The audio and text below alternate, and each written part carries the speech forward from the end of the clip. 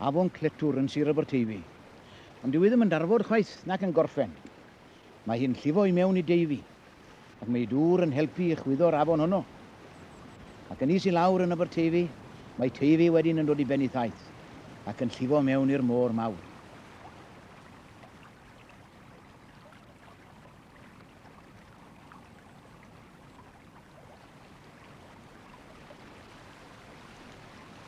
Mae'n yr llwy'n rhyfedd iawn i fi yn yr hyn afon bach yma. Cenwch i Deifi lydan a rhowch i ddyfr dwy glod, ond can a fi fy moliant i Gletwr fach ddyn nod. Ac rwy am i chi ddod gyda fi nawr, o'r fan yma, i fyny, dilyn cwrs yr afon, i'r man lle mae'n tarddu ar y rhostir uchel uwch law pentre Dalgarreg. Ac fe byddwn ni'n galw yma thraw ar y ffordd. Ac o bryd i'w gilydd hefyd ar y daith ma, fe fyddwn ni'n clywed llais Llew Jones, baledwr dyffryn Clettwr.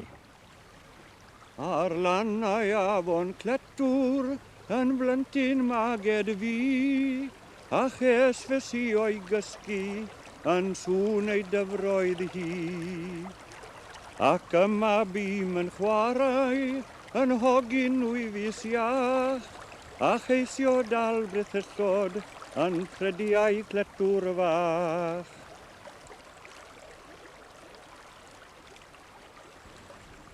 Ar hyd y canrifoedd mae eogiad ifenc, Samwn, wedi nofio lawr yr afon fan hyn a mewn i Deifi. Yna maen nhw wedi dilyn llif Teifi, hyd Aberteifi, a mynd i'r môr. Yna maen nhw wedi nofio ar draws y môr, 1000 o filltiroedd a mwy. Ac maen nhw wedi byw yn y môr am 2 blynedd, neu 4 neu 5, ac yna maen nhw wedi cychwyn y daith yn ôl. Ac yn ddi-ffael, fod na i geiniau o afonydd a nentydd yn llifo mewn i'r môr o gwmpas arfordir Cymru, maen nhw'n darganfod gennau Afon Teifi. Nofio i fyny'r Teifi eto, a trwy ryw ryfedd reddf sydd gyda nhw, yn gwybod yn union ble i droi o'r Teifi i mewn i'r Clettwr. Ac fe fydden nhw'n arfer mynd i fyny'r afon ma, ac yn dodw i wyau yn y pylle bach lle cyson nhw i hunain i geni. Ond nawr, mae'r bwrdd afonydd wedi gosod hwystyr yn ei ffordd nhw. Mae'r gored ma'n cael ei chau o fis Hydre i fis Rhagfyr, i ddala'r samwn sy'n ceisio mynd lan yr afon. Ac yn y frydfa bysgod sydd fan yma, maen nhw'n arbrofi ar hyn o bryd gyda rainbow trout, yr enfys bysgod. Mae'n bosib y bydd yr enfys bysgod yma yn cael ei rhoi yn afonydd Cymru cyn bo hir.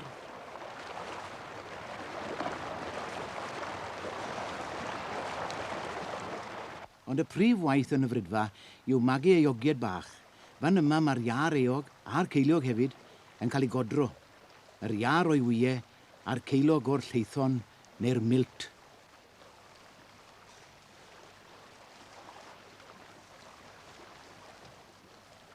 Ar ôl ffrwythloni'r wyau, mae'r sildod bach yn dod, a wedyn mae yna ofal mawr amdani nhw nes bydden nhw'n barod i fynd ar eu taith i'r môr.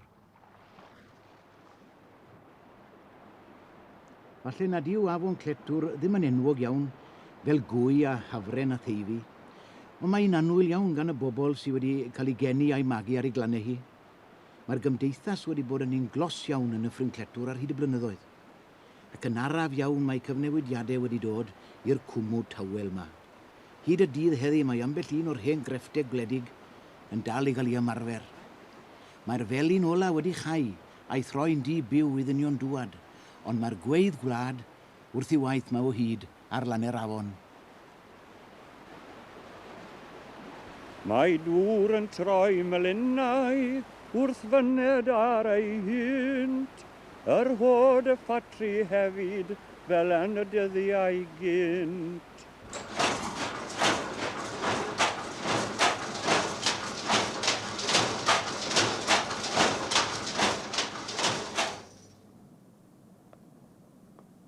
Chi, Mr Morgan, yn ffatriwr ac yn fab i ffatriwr yn chi?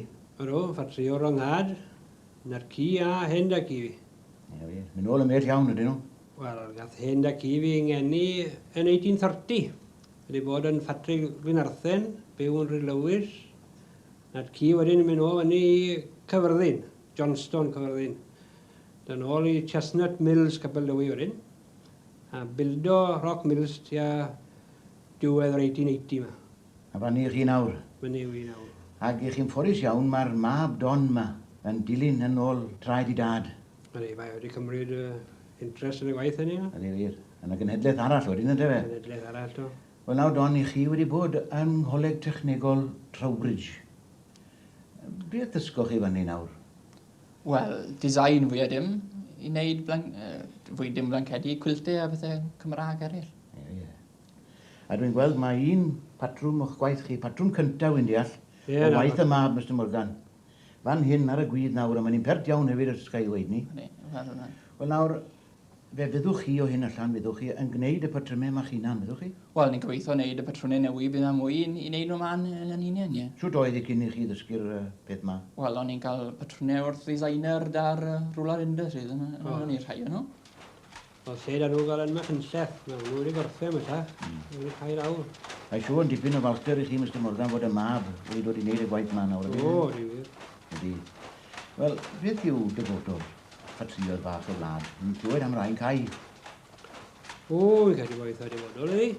Yn meddwl? Beth ydych chi'n weid on? Wel, tra bod ni'n neud gwaith crefft, sa'n gweld llai na bod digon o waith hynny. Os e hangi fod? Wel, rhyw damed, yfe? Ydy.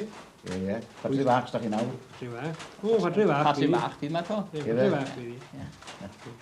Dipyn o gardi hefyd, ydych chi'n bodlon mentro llawer, ie? Pwysog. Ie.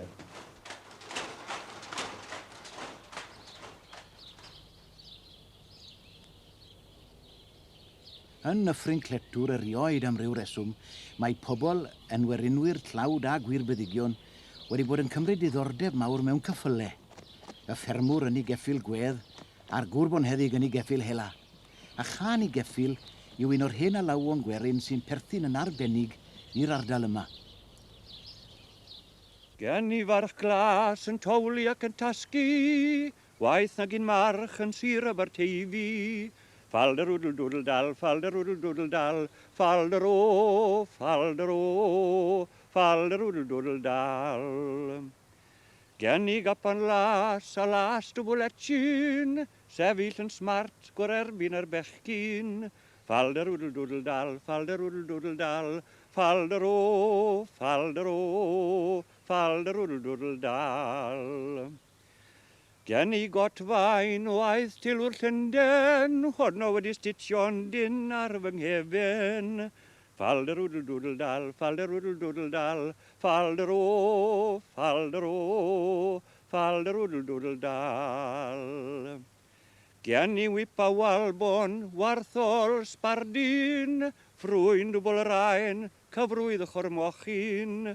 Falder wdl dwdl dal, falder wdl dwdl dal, falder o, falder o, falder wdl dwdl dal. Liliwen fach ar ochr y cloddien wyll o'r nos, I droelo fy sgidie. Falder wdl dwdl dal, falder wdl dwdl dal, falder o, falder o, falder wdl dwdl dal. Ysgol radio cyffyle sy am rhas alltrodyn erbyn hyn, ond dyma lle roedd y sgweir Lloyd yn byw gan mlynedd yn ôl. Y perchen tir achosodd lawer iawn o ddioddefaint yn Afon Clettwr. Pan fentrodd I denantiad y bleidleisio yn groes i'w ddymuniadau fe yn lecsiwn enwog 68, fe troiodd nhw mas o'i ffermydd. Dyna pryd y buodd rhaid I lawer o ffermwyr tlawd yr ardal yn madel a Afon Clettwr am byth ac yn fudo I America. Ac fe ddaeth digofent y sgweir i'r pen gyda'r troi allan o gapel un dodaidd Llwynryd Owen ar y 9 ar 20 o Hydref 1876. Wel, mae'r sgweir Lloyd wedi mynd, ond mae'r capel newydd a godwyd gan yr ardalwyr yn dal ar ei drad yn llywyrchus o hyd. Dyma'r capel adeiladwyd o dan arweiniad yr enwog Gwili Marles. A fe oedd un o'r prif ymladdwyr dros ryddid yr unigolyn yn y cyfnod yma.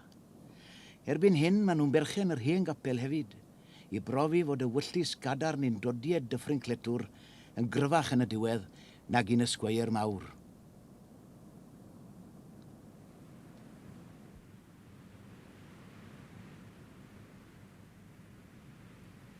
Ac ar aelwyd Camnant Hall fe sy'n cael sgwrs gyda dwy o frodorion yr ardal, gwragedd cadarn i barn a'i argyhoeddiad. Miss Davies, mae yna draddodiad yn Dyffryn Clettwr yma o bobl yn sefyll lan dros i hygwyddorion. Wedi bod. Os? Odi e'n parhau o hyd ma? Odi, mae'n parhau o hyd. Yn enwedig yr hynna sy'n byw maen nhw. Maen nhw'n sefyll dros y gwyddor ag yr hyn sydd iawn, a dros rhyddig meddwl. Mae felly mae Dyffryn Clettwr yr un fath o hyd, odi fe? Odi, nôl y mar ni. Yeah. Mrs Kate Davies, nawr i chi wedi sgrifennu llyfr o ryddiaeth a llyfr o farddoniaeth. Ac i chi, os dwi'n cofio'n iawn, yn perthyn i Dafis Cysell Llywel ac i Sir Nicol. Odw. Gwedwch ddau, oedd yna draddodiad cyfoethog yn y dyffryn yma? Gwedwch, oedd yna lot o feirdd yma? Oedd, yn meddwl bod oedd. Oedd y sôn amdennyn nhw, aelod bod nhw'n cwrdd â'i gilydd ar hewl, o'n nhw'n barod iawn i siarad â'i gilydd mewn barddoniaeth. Weda hen stori am ddoi fachgen mynd lan drwy Dyffryn Clettwr fach. A yr amser ni, ond y dair merch ifanc yn Gwaralstryn, ffarm ar Brest yn Dyffryn Clettwr fach. A medde un wrth y llall yng nghyfer Gwaralstryn. Bachgen dy fe, pwy sy'n caru'n Gwaralstryn? Maber hiol, medde'r llall. Odi e'n caru'n dyn? Odi e'n weddol? Pino'r merched mae am gael? O, nim seriws. Y cyntaf a ddaw mas o'i gwal, wneud i'n ffamws. Ie. A fel da, nhw'n siarad ei gilydd. Ie, wir o. Barod iawn. Chi wedi sgrifennu can i bont Porth yr Hyd ar Afon Clettwr yn chi? Odw. Os cawn ni glywed gyda chi?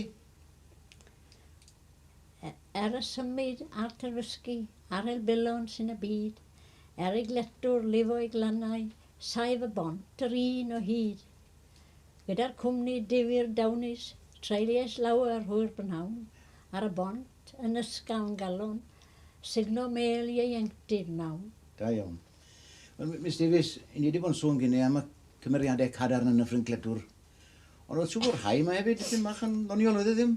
Oedd. Cofio mi'n yn iawn Billy Felin. Oedd e'n bon cael mynd lawr bob nos cael ei beint. A os bydd e'n diwedd y glawdd a rhaid y Billy mynd y cod fawr ond oedd y byth yn trafferthu gwisgoi. Mae'n bwtiad y bwtwm top ar llywysyn o'n iawn. Ond cofiwch os oedd e'n licoi beint oedd e'n dda i weinidog ag i gapel llwyn. Fanni oedd y gladdfadd gwrstygau. Ond rwy'n tro fi'n cofio oedd eisiau rhywbeth arno ni'n llwyn. Ac fe oedd un o'r swyddogion heibio fe ofyn am dipyn o help. A wedodd fe, wedi'r bregethwr bod y mochi ni wedi trigo yna dwi'n cael rhagor da fi lenni. A ar yr un pryd, oedd e'n rhoi wedyn.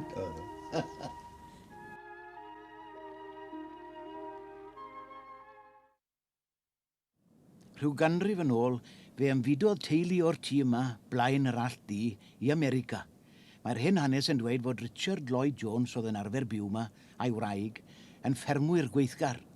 Ond rhyw ddiwrnod fe ddaeth y sgweier heibio a gadael i'w gŵn hela redeg trwy ardd blaen yr allt di.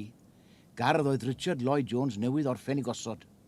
Fe fu hynny'n ddigon iddo fe a'i wraig benderfynu mynd dros y môr i America.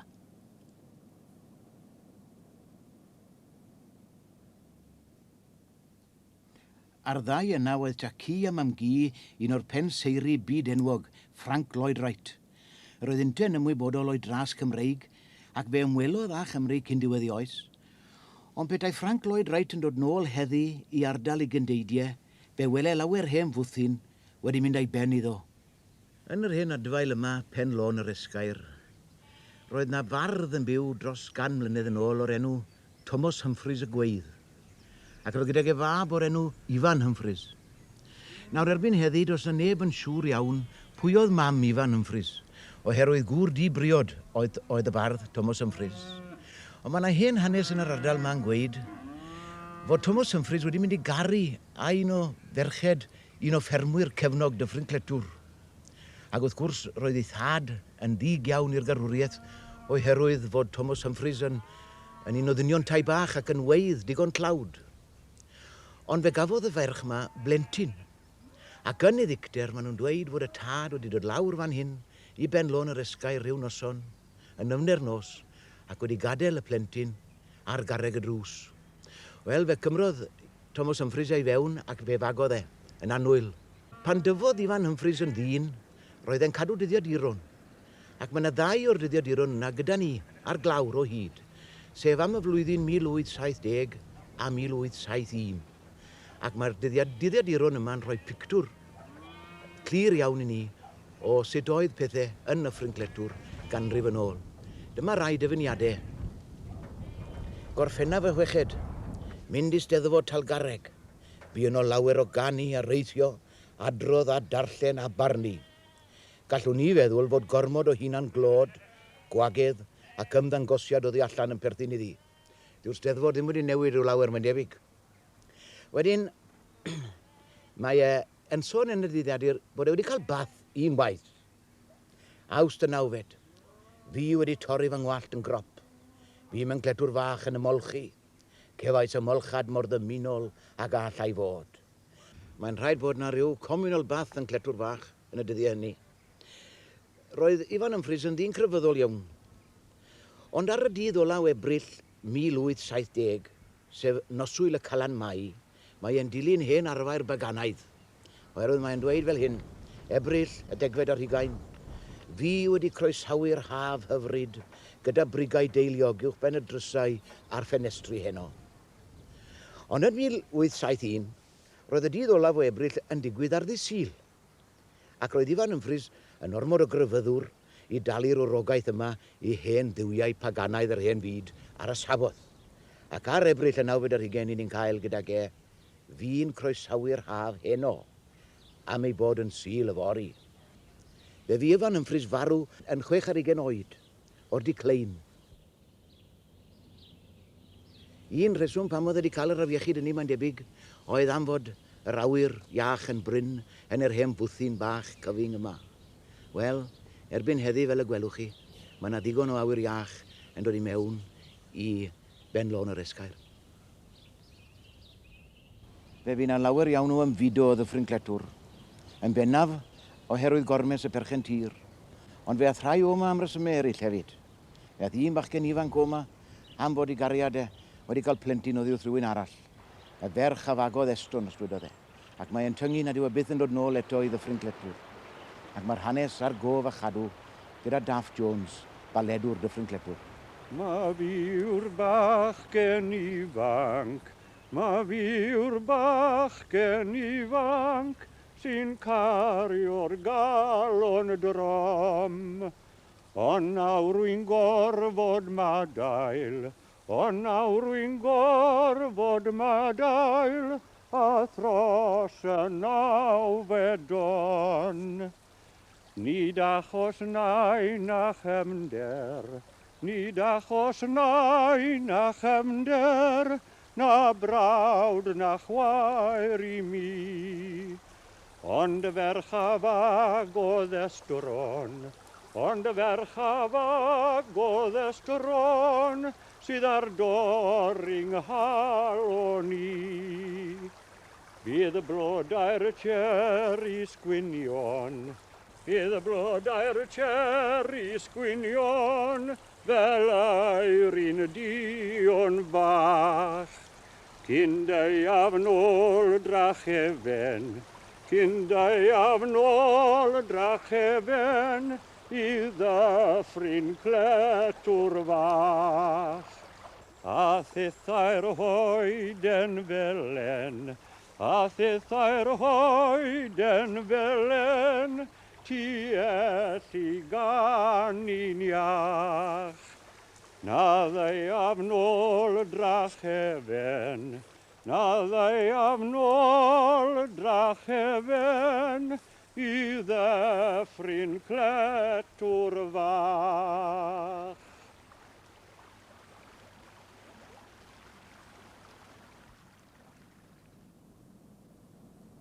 Un arall o'r hen grefftau sy'n aros yn Dyffryn Clettwr yw crefft y gof, yn yr hen efail ym Mhontsian.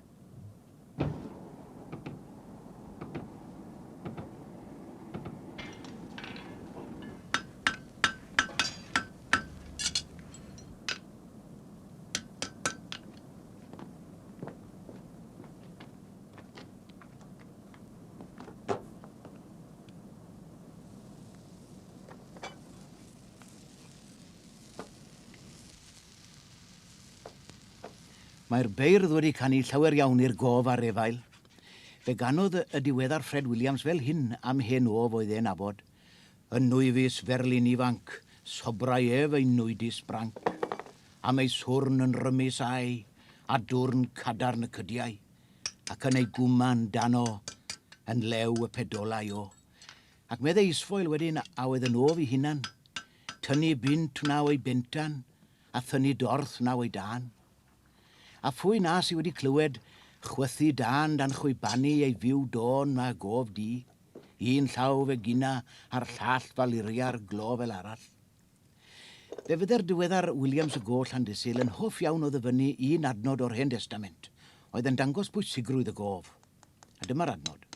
Ac nid oedd gof yn Israel, a hwy aint i weired at y Philistiaid i flaen llymu ei sychau. Roedd y Philistiaid yn ôl Williams ar ôl trechu'r Israeliad wedi gofalu dwy'n pob gof oddi arnyn nhw mwyn gwneud yn siŵr na fydden gyda nhw neb wedyn i wneud arfe iddyn nhw. A heb arfe, all yr hen genedl ddim codi yn erbyn i gylynion. Ac nid oedd gof yn Israel. Ac erbyn heddi, bron na llwn i ddweud, ac nid oes gof yng Nghymru. Ac mae'r beirdd wedi rhagweld hyn hefyd. Dim hwyl na dim o'r thwylio, dim miwsig, dim mesur na casio, dim gwen na dim egino, dim sŵn gwaith, dim Sion y go. Y ger dan rwd sygurid, a'r taw hir lle by'r taro diwyd, a wel fwth a gefail fyd, a wel fedd hen gelfyddyd.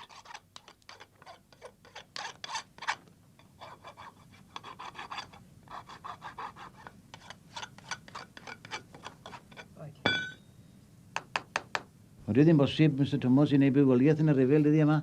Na, ddim bioliaeth, ond mae'r ponis sydd wedi dyn ôl lawr i grym. Gyffile gwaith wedi fyny.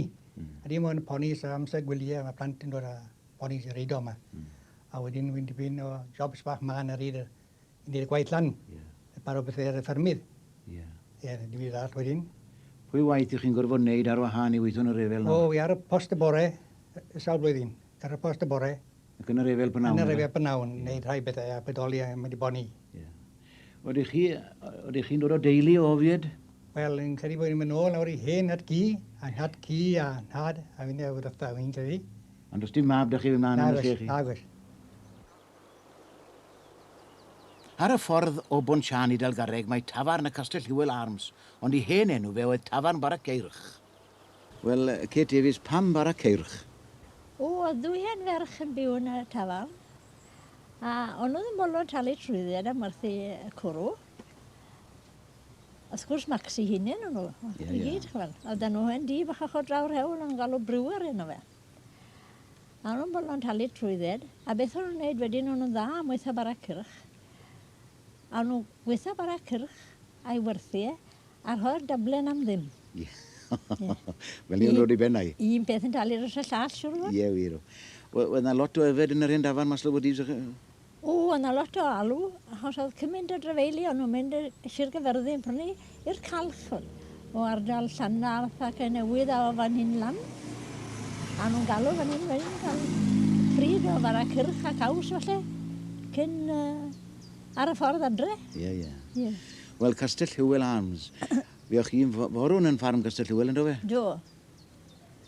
Os rhyw? 1907, 1908. Glywes ych chi'n gweud bod ysbryd go? O, oedd ysbryd yn Simau medden nhw.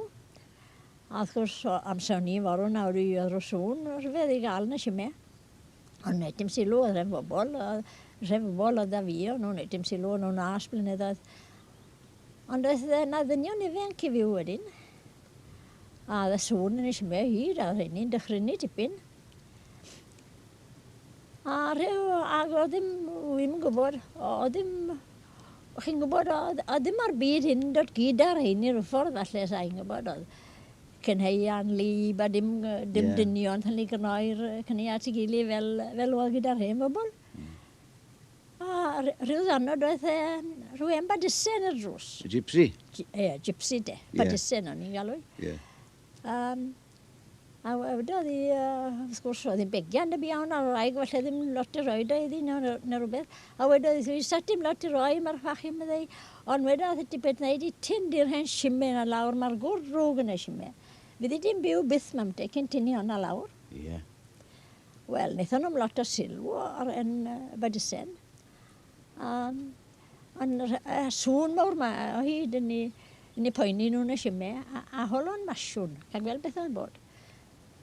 A wedodd y masiwn bod siwt crac yn y simau, bod gwelltyn iddi lawr. A fel ni biw, tynwyd y simau lawr. A ath y gŵr drwg gered gwleif.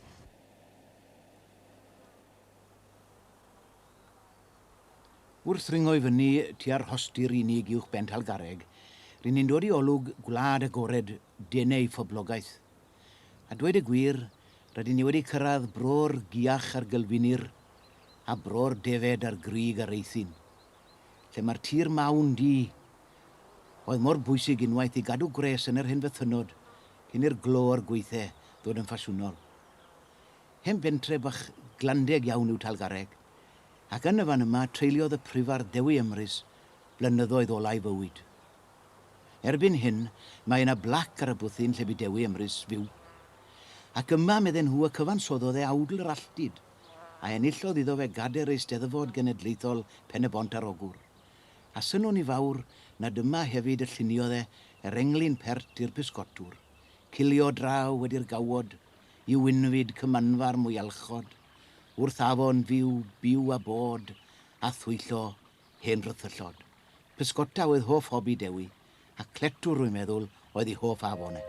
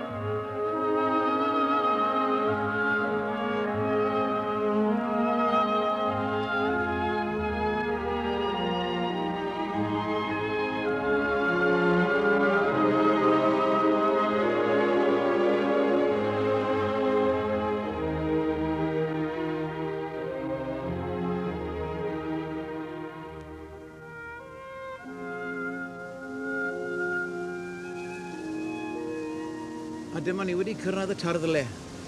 Pwy ddwede wrth edrych ar yr hewyn bach diog yma, y bydde fe wrth lifo lawr i weilod blad yn tyfu'n afon, sy'n ar hyd y canrifoedd wedi effeithio ar fywydau llawer iawn o bobl. Ac fe fydd hi'n dal i lifo, ymhell ar ôl i ni ddiflannu oddi ar wyneb yr hen ddeiarn. Ac mae'n debyg i ni y bydd beirdd y dyfodol fel beirdd y gorffennol yn parhau i gannu clod i Afon Clettwr ac i dyffryn Clettwr. Ymysg y brwyn ar eithyn, mae'n tarddu ar yr hos, a thif y blodau gwylltion o gylch ei dwylan y dolos.